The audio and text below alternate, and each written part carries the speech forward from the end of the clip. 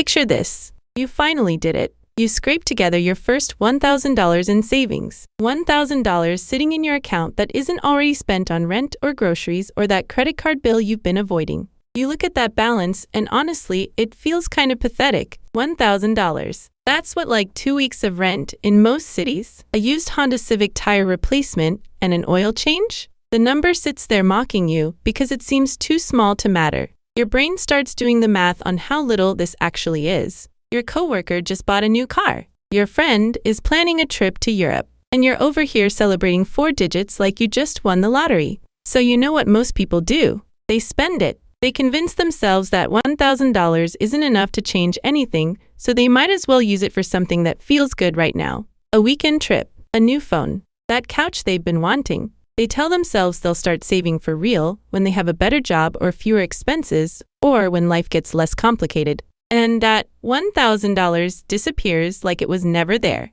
Meanwhile, there's someone else who took that same $1,000 and did something different. And 20 years later, that decision made them a millionaire, while the first person is still trying to figure out where their next $1,000 is coming from. My name is Alicia, and I spend way too much time thinking about the invisible mathematical thresholds that separate people who build wealth from people who stay broke their entire lives despite earning decent money. If you're someone who feels like you're always starting over financially, or if you've been told to save money, but you can't figure out why it would even matter when the amounts feel so small, make sure to hit that subscribe button and give this video a thumbs up if this helps you out. Here's the thing that nobody tells you about money, and it's probably the most important thing you'll ever learn about building wealth. The first $1,000 you save is mathematically more valuable than the next $10,000 you save after it. That sounds completely backwards, right? 10,000 is literally 10 times bigger than 1,000. How could the smaller amount be more powerful? Most people think wealth building works like climbing stairs. Each dollar is another step up,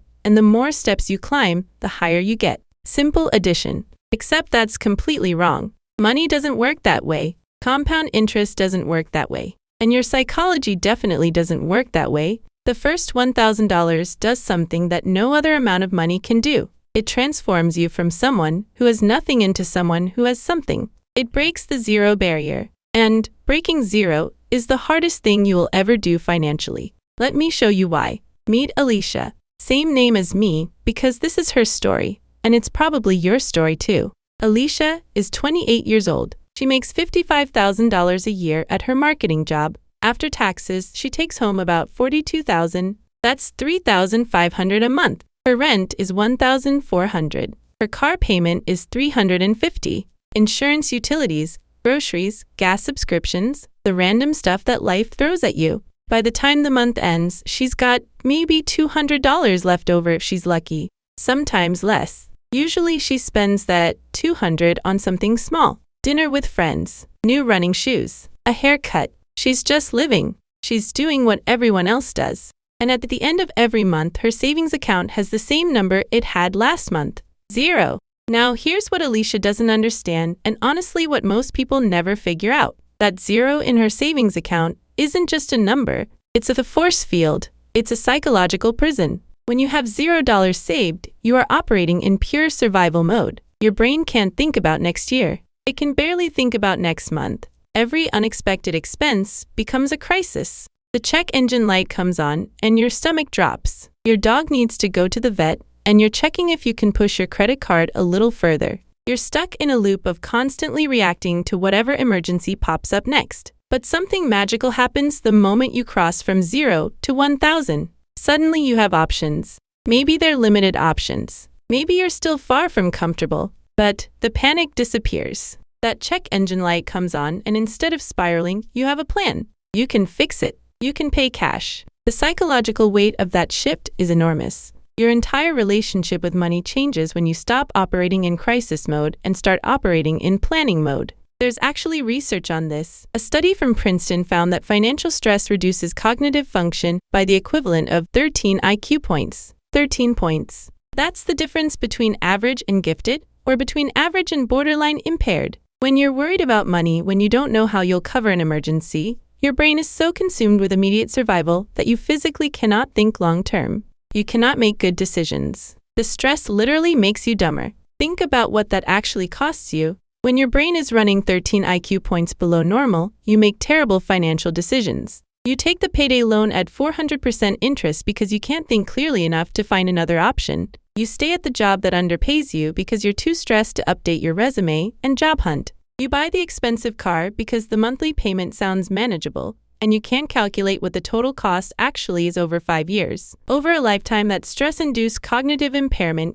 costs you hundreds of thousands of dollars in bad decisions. The person with $1,000 in the bank isn't just sleeping better at night. They're making smarter choices during the day. And those smarter choices compound just like interest does. Your first $1,000 is buying back your ability to think clearly. That first $1,000 removes the impairment. It gives your brain permission to think past next week. And that changes everything. Let me show you the math that makes this real. Let's say Alicia decides to save that first $1,000. It takes her 5 months of discipline, 5 months of saying no to things, 5 months of putting $200 a month into a savings account and not touching it. It's hard. It's boring. And when she finally hits $1,000, it doesn't feel like she's accomplished anything because $1,000 still doesn't feel like real money. But here's what actually happened during those 5 months. Alicia proved to herself that she can delay gratification. She built a habit that didn't exist before. She created a system that works even when she doesn't feel motivated.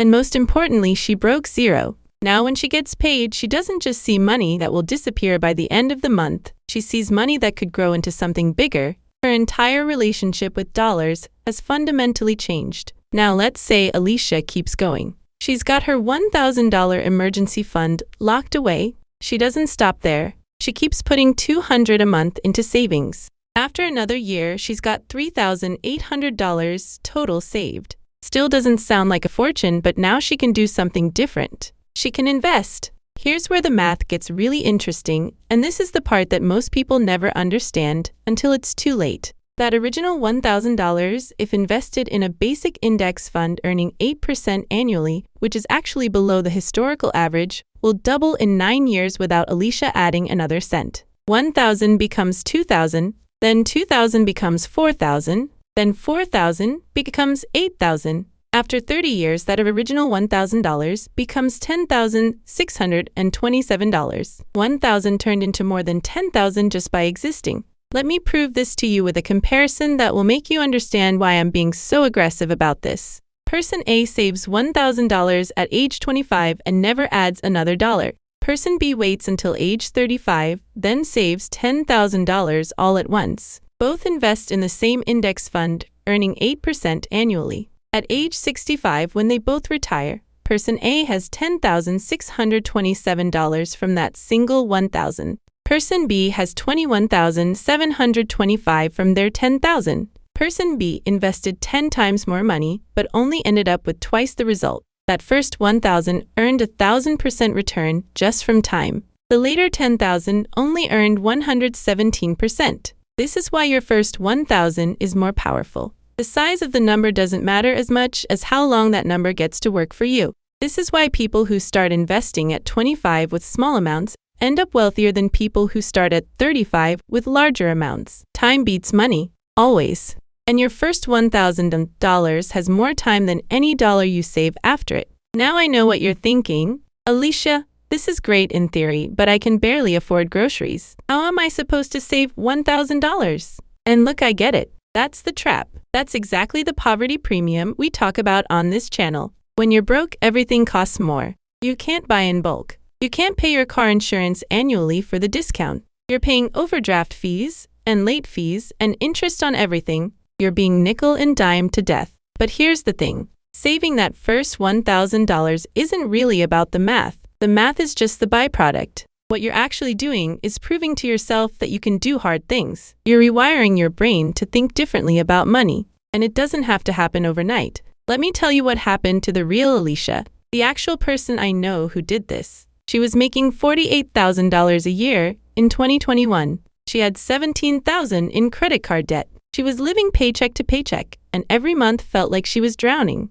And she decided that before she did anything else, before she even thought about paying off that debt, she needed $1,000 in the bank. Just $1,000 that she would not touch unless it was a genuine emergency. She didn't do anything dramatic. She didn't start a side hustle or sell her car or move back in with her parents. She just found $50 a week to save. She canceled 2 streaming services she barely watched.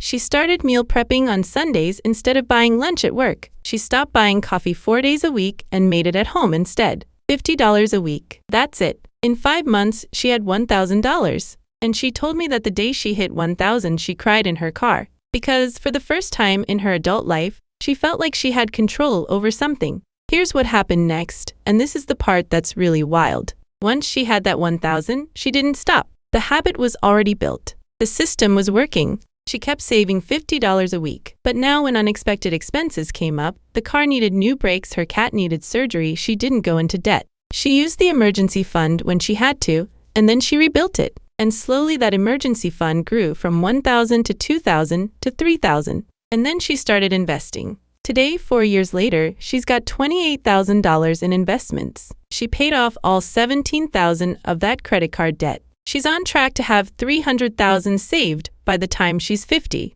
all because she prioritized getting to $1,000 first before trying to do anything else. Now, here's what I need to be honest with you about, because everyone else selling you financial advice wants to skip this part. Those 5 months she spent saving that first $1,000, they sucked. She missed her friend's birthday trip to Vegas. She said no to concerts she wanted to go to. She ate the same meal prep chicken and rice 4 days a week, and she was sick of it. She felt like she was missing out on life while everyone around her was out there living. And there were moments she almost quit. Moments where she thought, what's the point of having $1,000 someday if I'm miserable right now? But here's what she realized that changed everything. The people who were out there living, the ones posting on Instagram and judging her for being cheap, 3 years later, they're still in the exact same financial position they were then, still broke, still stressed, still one car repair away from a crisis. Meanwhile, she's out here with options.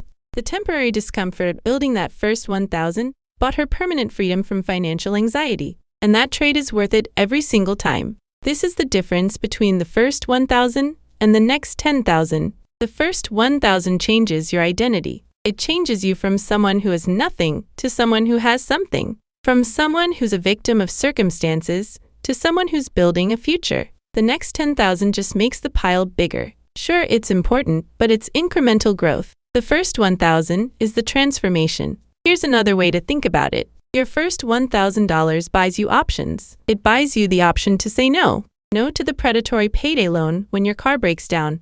No to the job you hate because you can afford to take 2 weeks to find a better one. No to the toxic roommate because you have enough saved to cover a deposit on your own place. $1,000 doesn't give you financial independence, but it gives you the beginning of financial agency. An agency is what separates people who build wealth from people who stay trapped. There's also a compound psychological effect that nobody talks about. Once you have 1,000 saved, the second 1,000 is easier. Your income didn't go up. Life didn't get cheaper. But the gap between 1,000 and 2,000 feels smaller than the gap between 0 and 1,000 because you've proven the system works. You're starting from a position of momentum instead of inertia. The first 1,000 is like pushing a boulder up a hill. The second 1,000 is like pushing that same boulder on flat ground. Still requires effort, but it's not nearly as brutal. The system we live in is designed to keep you at zero. The entire consumer economy, the advertising, the payment plans, the buy now, pay later, the subscriptions that auto-renew, all of it is engineered to make sure you never accumulate enough money to have options. Because people with options are bad customers. They don't take the high-interest loan. They don't buy stuff they don't need just because it's on sale. They don't stay in jobs they hate because they can't afford to quit. Companies make their money off people who are desperate and trapped. They lose money when you get free. Your first $1,000 is your declaration of war against that system. You're saying, I'm done playing that game. I'm building something, and I'm willing to be uncomfortable now to have freedom later. I want you to do something right now. I want you to calculate how long it would take you to save $1,000 right now with your current income and current expenses. How much could you realistically save per week? $20? $50? $100? Do the math. If you save $20 a week, it takes you 50 weeks. 1 year, that's it. 1 year from now, you could have $1,000 and your entire financial life could be different. But here's the key, and I need you to really hear this. You cannot use that $1,000 for anything that isn't an actual emergency. And an emergency is not a sale at your favorite store. An emergency is the car broke down. The roof is leaking. You lost your job, medical bills, real emergencies. The emergency fund has one job: to keep you from going into debt when life inevitably happens, and life will happen. It always does. Once you have that 1,000, once you've crossed that threshold, here's what you do next. You keep it separate. You don't keep it in your checking account where you'll see it every time you log in and be tempted to spend it. You put it in a high-yield savings account at a different bank if you have to, somewhere that takes a day or two to transfer money out. You want just enough friction that you can't impulse spend it on something stupid, but not so much friction that you can't access it in a real emergency. And then you start building the next layer, the next 1,000, and the next. And somewhere around $3,000 to $5,000, you've got enough saved that you can start thinking about investing. You can start thinking about compound growth and tax-advantaged accounts and index funds. You can start playing the long game, but none of that happens without the first 1,000. The first 1,000 is the unlock. It's the key that opens every other financial door. Here's the brutal truth that most financial advice skips over because it's not fun to talk about. Building that first 1,000 requires sacrifice, real sacrifice. You're going to have to say no to things that everyone else is saying yes to. You're going to feel left out sometimes. You're going to question whether it's worth it. And the whole time, that $1,000 is going to feel insignificant compared to what other people are doing with their money. Your coworker is buying a new car. Your friend is going to Cancun. Your sister is renovating her kitchen. And you're over here eating leftovers for the 4th day in a row, trying to scrape together $1,000. It feels small. It feels pointless. But what you're actually doing is building a foundation that will support the rest of your financial life. So here's what I want you to actually do. Pull up your banking app right now. Go open a savings account that's separate from your checking account. Name it emergency fund or freedom fund or whatever motivates you. Set up an automatic transfer, even if it's just $10 a week. Even if it feels pointless because the amount is so small, do it anyway, because the amount doesn't matter nearly as much as the system. You're building a habit that will make you wealthy over the next 20 years. And when you hit that first $1,000, I want you to sit with that feeling. Really feel it. Don't minimize it. Don't tell yourself it's not that much, because that number represents something way bigger than 4 digits in an account. It represents control. It represents options. It represents the fact that you're building something instead of just surviving. And once you start building, momentum takes over. The second 1,000 comes faster than the first.